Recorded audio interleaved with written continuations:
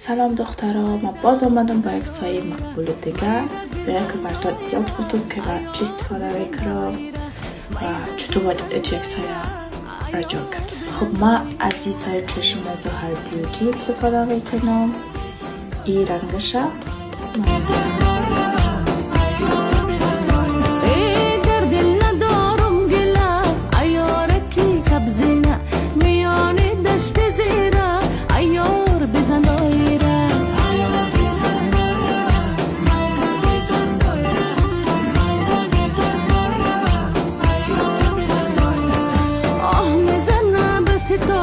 نوای دل به تکرار هر دو چشمانش خمار عیار بزن دایره